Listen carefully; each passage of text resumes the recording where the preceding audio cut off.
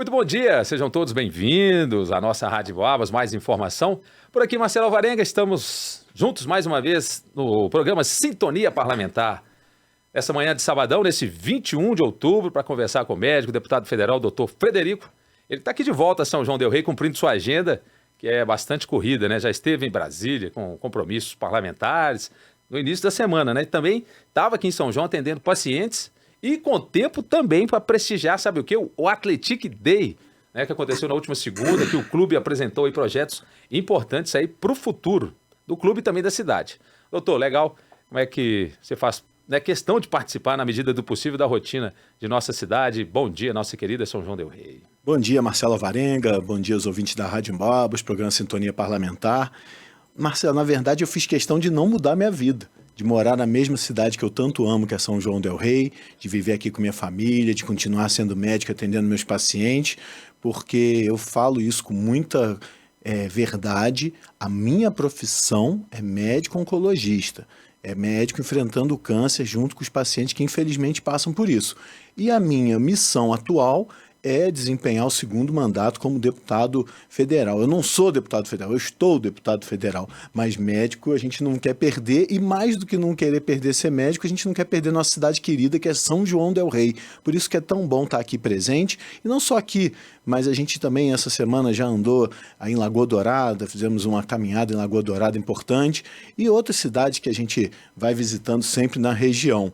E quanto ao Athletic, realmente foi impressionante ver a estrutura, a competência que o Athletic está demonstrando com seu centro de treinamento, com propostas aí de ampliação da capacidade do estádio do Athletic, que agora chama Arena Sicredi, e esse Athletic demonstrando a força de São João del Rei, deixando a gente muito orgulhoso, Marcelo.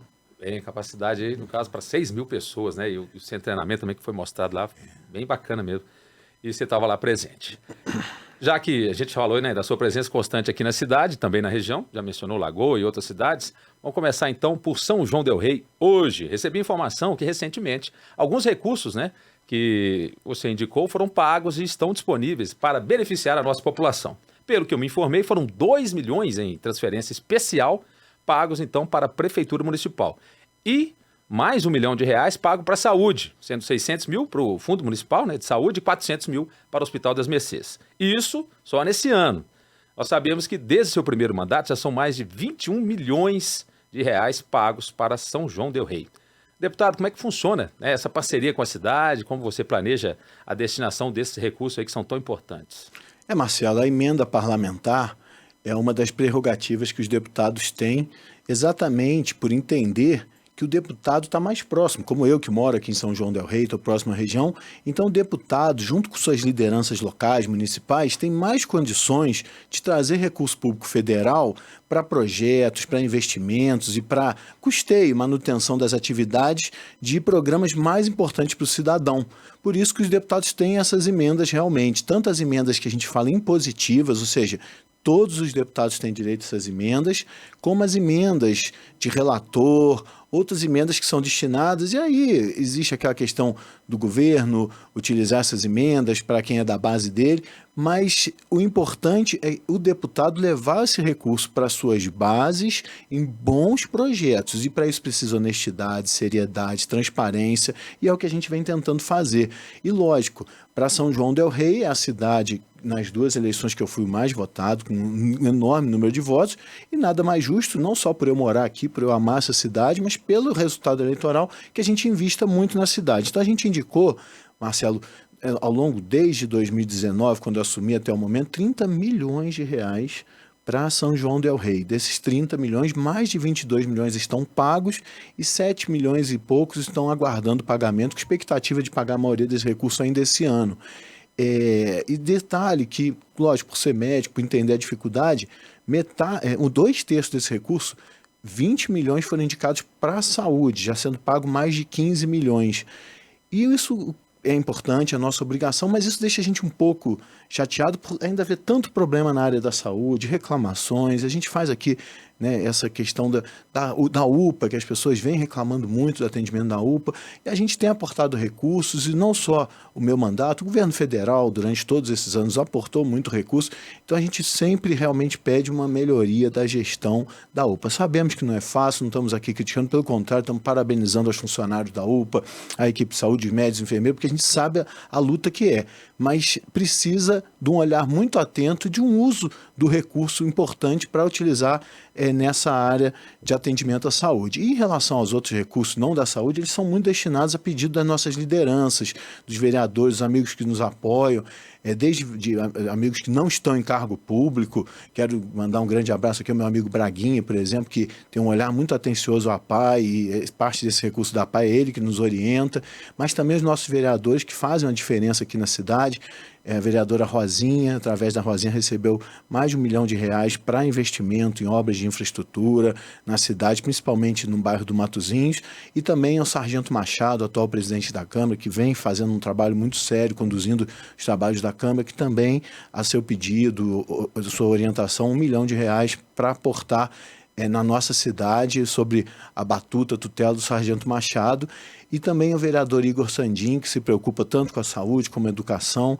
O Igor, a gente está numa luta aí, a gente precisa do apoio da Secretaria Estadual de Educação, precisa de apoio da Prefeitura de São João del Rei, porque o vereador Igor indicou um recurso de R$2 milhões para uma escola no Senhor dos Montes, a escola lá muito precária, com risco de fechamento. O vereador Igor tem indicado esse recurso, a emenda impositiva individual, é recurso teoricamente garantido, mas há diligências, há dificuldade com o projeto, então a gente precisa das lideranças locais para estar trabalhando e conseguir esses resultados. E além disso, lembrar que não é só São João del Rei, é toda a região. Nesse mandato, na nossa região aqui, na nossa micro-região de São João del Rei, mais de 80 milhões foram destinados, mais de 55 milhões pagos, a maior parte sempre na área da saúde, porque a gente, como médico, eu sei a luta que é, a dificuldade que é. E, por fim, nessa questão de recursos, não é só as emendas. A gente conseguiu grandes avanços, por exemplo, ajudamos a habilitar mais 10 leitos de CTI no Hospital das Mercês.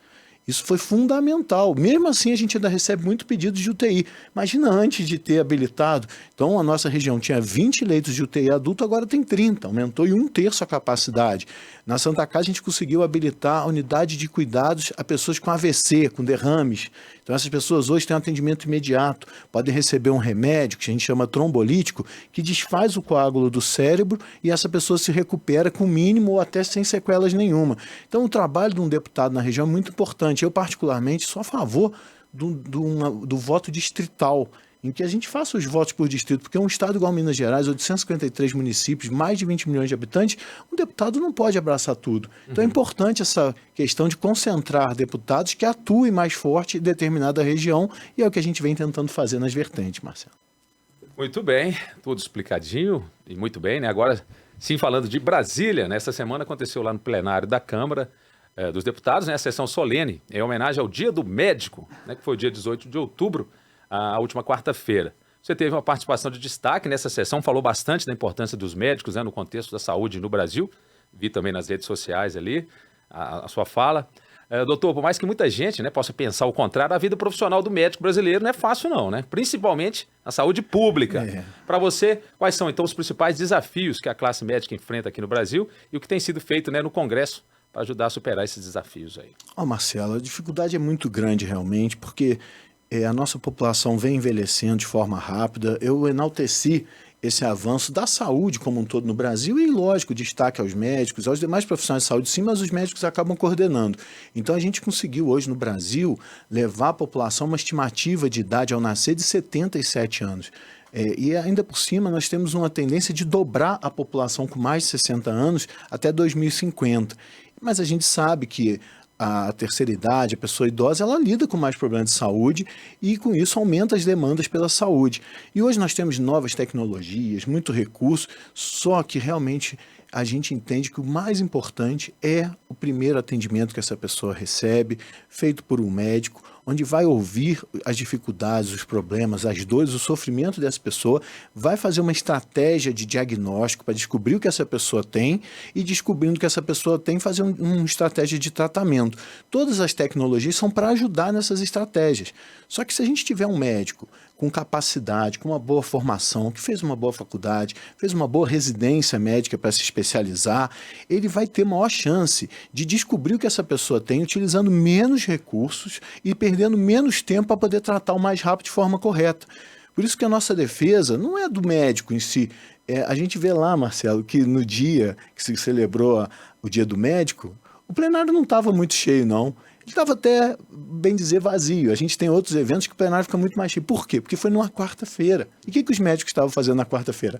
Trabalhando. Estavam no pronto-socorro, atendendo aquela fila de gente, estavam nos ambulatórios, nos consultórios. O médico, ele tem trabalho, ele tem... A gente não está aqui defendendo o médico. A gente está defendendo uma melhor saúde à população, entendendo totalmente que quanto melhor for essa formação médica, essa capacitação médica, maior a chance dele ajudar a salvar vidas, a levar dignidade às pessoas, a evitar sequelas e a melhorar a saúde do povo e ainda por cima com o uso menor de recursos. Porque, lamentavelmente, a gente tem médicos que não têm boa formação, ficam inseguros e ele chega e a gente fala que o poder da caneta do médico é um perigo. Ele sai lá, ressonância, tomografia, 10, 20, 30 exames de sangue, vai pedindo aquele monte de exame e gastando dinheiro público. E às vezes nem precisava disso. Às vezes só dele colocar um aparelho de estetoscópio e escutar o pulmão da pessoa, ele já poderia diagnosticar uma pneumonia e sem exame nenhum passar um antibiótico adequado e tratar. Então, o investimento na qualificação do médico, e não só do médico, mas de toda a equipe da saúde, os enfermeiros, fisioterapeutas, nutricionistas, psicólogos e toda a equipe de saúde é fundamental. Tenho certeza que é o melhor projeto que o Brasil pode ter. É investimento e capacitação dos bons profissionais. Isso salva a vida e diminui os custos do sistema de saúde. Muito bem, é investimento, né? Não é gasto, é sempre bom, né? Lembrar. Falando da última quarta-feira, deputada, a CPI do 8 de janeiro aprovou o relatório da senadora Elisiane Gama. Lá no texto, ela responsabilizou Jair Bolsonaro por incitar os ataques aos prédios dos três poderes e pediu indiciamento do ex-presidente. E além dele, a relatora também sugere indiciar mais de 60 pessoas, entre elas a deputada Carla Zambelli, tenente-coronel Mauro Cid, general Augusto Heleno e também o ex-diretor da Polícia Rodoviária Federal, o Silvinei Vasquez. A aprovação do relatório, né, foi uma grande derrota aí para a oposição, mostrando que o governo conseguiu controlar muito bem essa CPMI.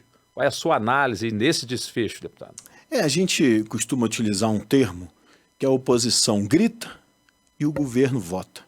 Isso é o normal numa democracia com o parlamento, porque o governo tem emendas, tem distribuição de cargos, ministérios, e o governo usou muito toda essa estrutura. O foco do governo foi realmente o controle dessa CPMI, porque ele sabia que o desgaste dele ia ser enorme. Tanto que a gente só conseguiu, apesar de começarmos a recolher assinaturas logo no mês de janeiro, só conseguimos protocolar as 171 assinaturas de deputados no dia 24 de fevereiro e o governo segurou a duras penas a abertura dessa CPMI até maio, exatamente para passar um tempo e diminuir o desgaste que ele poderia ter com essa CPMI. Só que, independente disso, a gente entende que foi fundamental a CPMI do 8 de janeiro, porque ela não deixou essa história morrer. Quando aconteceu o evento do 8 de janeiro, muitas pessoas acharam que aquilo era o fim da direita, que aquele movimento foi tão forte, tão pesado, foi o fim da direita. E a direita mostrou exatamente o quê? Não, esse movimento teve erros, teve vandalismo, teve depredação do patrimônio público, mas ele foi um movimento espontâneo que não teve nenhuma liderança e claramente foi favorecido pela, no mínimo, pela ausência de medidas do governo, uma negligência do governo em fazer a proteção dos prédios dos três poderes. No mínimo foi uma negligência, para não dizer que foi quase uma forçação para que aquele evento ocorresse. Mas a CPMI foi importante para não deixar isso acabar. E o que a gente vai vendo no desenrolar dos tempos? Essas penas absurdas, 17 anos de regime fechado para as pessoas que estavam lá, que a gente ainda nem viu a cena, se aquelas pessoas condenadas provaram que depredou o patrimônio público, mas é só depredação do patrimônio público. Ninguém dá golpe de Estado num domingo sem arma, do jeito que foi feito. Então foi muito importante essa CPMI, independente do relatório final, para que mantesse e explicasse à população, conseguiu as imagens de câmera, não conseguiu algumas com o Ministério da Justiça, que o ministro Flávio Dino escondeu as imagens do Ministério da Justiça, mas além disso, esse relatório final deixa claro um viés político absurdo e um relatório sem qualificação técnica, um relatório vergonhoso, porque indiciou o ex-presidente Jair Bolsonaro, e ele não foi ouvido. Como que você indicia alguém sem fazer uma oitiva? Ele não foi convocado para a CPMI, ele não foi ouvido. Então isso é uma falha processual grave. Eu, como militar, a gente fazia sindicâncias quando tinha alguma suspeita de ilícito dentro da corporação, e eu fui sindicante de algumas sindicâncias. A primeira questão para fazer, para você poder indiciar alguém, é ouvir a pessoa. E além disso, o relatório condenou 9 militares do GSI, do Gabinete de Segurança Institucional da Presidência, e não indiciou o chefe deles, o ex-ministro do GSI, o general G. Dias. Então, assim, foi uma palhaçada esse relatório, todo mundo sabe, demonstra um desespero do governo, que usou todo o capital político para conseguir a aprovação desse relatório, mas entendo que a oposição fez o papel dela no intuito de levar para a população a verdade sobre aquela CPMI. E agora, muito claro, a gente vendo muitas pessoas de dentro do governo que apoiam um movimento terrorista, que assassina crianças, mulheres, abusa sexualmente de mulheres, faz miséria, e integrantes do governo, como recentemente o diretor da EBC, da Empresa Brasileira de Comunicações, foi demitido por apoiar abertamente em suas redes sociais o grupo Hamas, o grupo terrorista Hamas. E isso ficou muito claro para a população, o que é uma manifestação com excesso, com vandalismo, e o que é um ato terrorista, um golpe.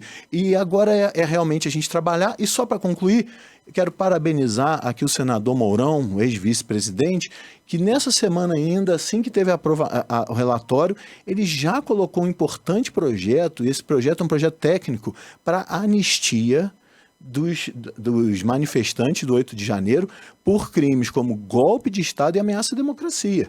Ele fez um projeto muito interessante, que ele lá não deu anistia para vandalismo, para depredação do patrimônio público nem histórico. Ele deu anistia o quê? Que não possa condenar esse manifestante por golpe de Estado e por ameaça à democracia, porque claramente ninguém faz o golpe de Estado e ameaça à democracia sem armas, sem organização, do jeito que foi feito. Então é isso, é um movimento que valeu sim, o relatório foi a favor do governo, mas ficou claro para a população mais um desmando. E, só para terminar, e ao mesmo tempo outras importantes comissões parlamentares de inquérito, CPI, estão avançando e são em comissões fundamentais, que são quase ocultadas hoje pela grande mídia, como a CPI das ONGs.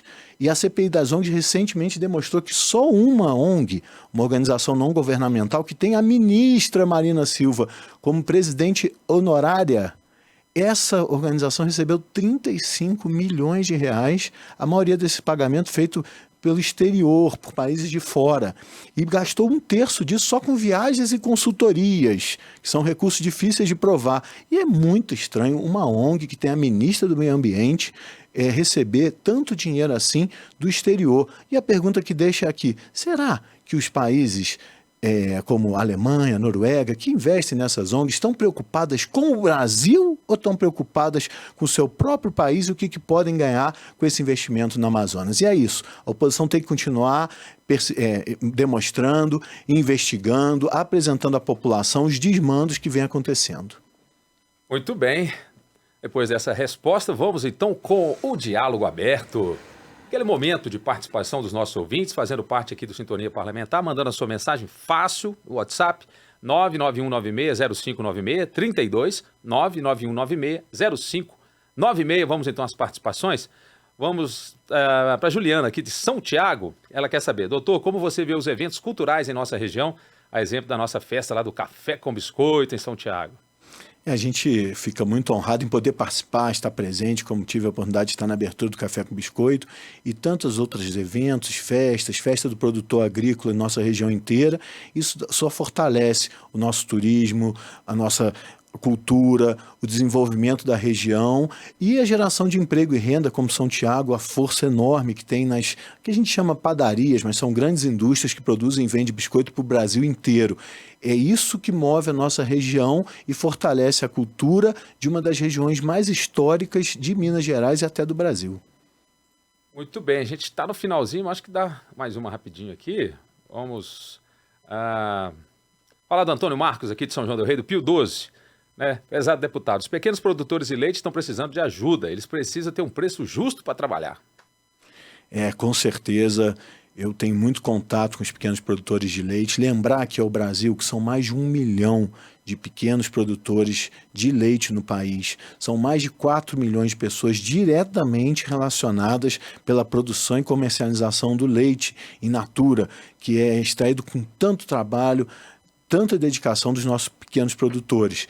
E o Brasil, num movimento que nós entendemos absurdo, vem incentivando a importação de leite de outros países, como a Argentina, e isso vem diminuindo muito o preço para o produtor. E, lamentavelmente, o consumidor final não sente tanto essa queda, porque quando você vai no mercado, o preço do leite não está tão barato assim. Ele está caro, mas o produtor vem perdendo muito.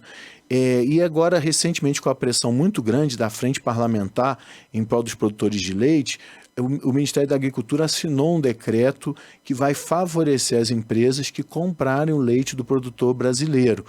E a gente acredita que com isso a situação deve minimizar um pouco, mas vamos continuar cobrando, vamos continuar trabalhando para defender e proteger quem leva a comida da nossa mesa, que é o pequeno produtor, principalmente de leite e de todos os demais produtos agrícolas. Muito bem, nosso tempo então se esgotou, infelizmente, né? Voltamos no próximo sábado, sim, 8h30 da manhã, aqui na Emboabas. Mais informação. Obrigado a todos vocês que acompanharam a Sintonia Parlamentar, a todos que participaram também com a gente. Doutor, grande abraço, até sábado que vem. Marcelo, eu que agradeço, a gente aqui empolga, né? Acaba conversando muito, que é muito bom estar perto do nosso ouvinte, mas a gente na próxima vai continuar com as perguntas e contamos com sua participação. Um grande abraço, um bom final de semana, fiquem com Deus.